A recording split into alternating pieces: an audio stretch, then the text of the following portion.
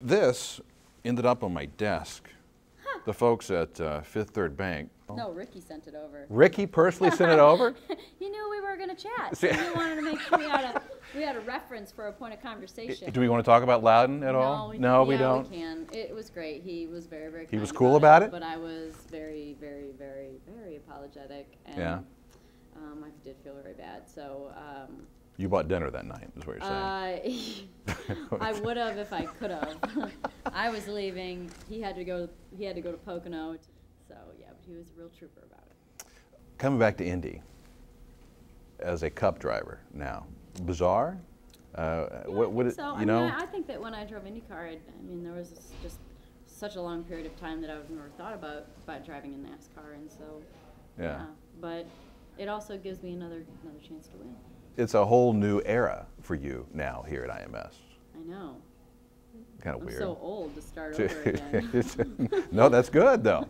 I'm 31 and I'm a rookie again. What are the expectations as you come here? No, you tell me. What are the expectations? Well, for you, it's always winning, but that's not always possible. So yeah, I mean, I think that that was the case when I drove IndyCar here. Sure. I was, fortunate enough to be with, really good teams. I'm with a good team now, but there's a lot that I have to learn, and I mean, anything can happen, and there's a lot of things that play out here at Indy in the Cup race with strategy. So sometimes that can help, especially early on when you might not be the fastest car, but right.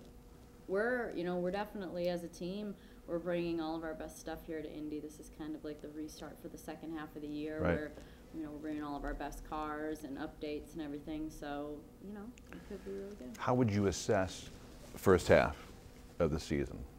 It's fine. I sat down with Tony Stewart at the shop after Loudon, and I was like, how's it going? Like, right. What do I need to know? How am I doing?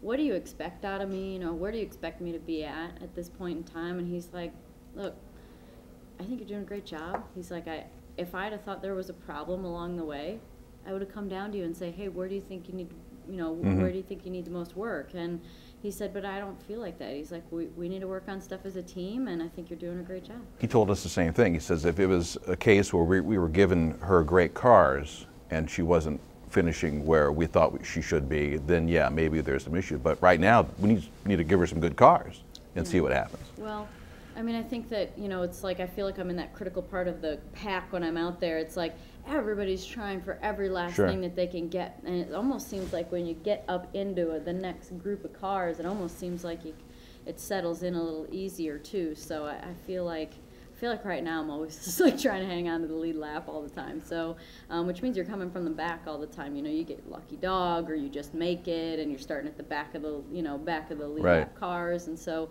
but I mean, I agree. And I feel like we've done so much testing this year, and being in the car every weekend, it's made me feel at ease with the car itself. And now I feel like if I do, get the benefit of a better car and better things underneath me, that I'll be able to make more of it. Where, in the past and in the very beginning, I might not have been able to do that. But I feel like I have a better understanding for the car, and will be able to use better equipment when we improve. Right. We all need to improve, and I need to, I need to improve as a driver, but they're going at the same pace probably, As you well know, everybody here loves smoke. I shouldn't say everybody, but most people, right?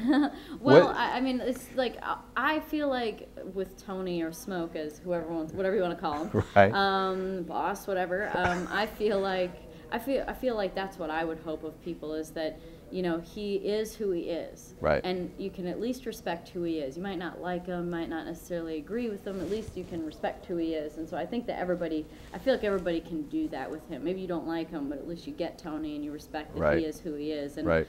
That's kind of what I hope for me. I was going to say that kind of mirrors your career in yeah. a little bit. I mean, you are who you are. You're not. You're not Danica on camera and then Danica off camera. Pretty much what you see. I mean, it kind of is.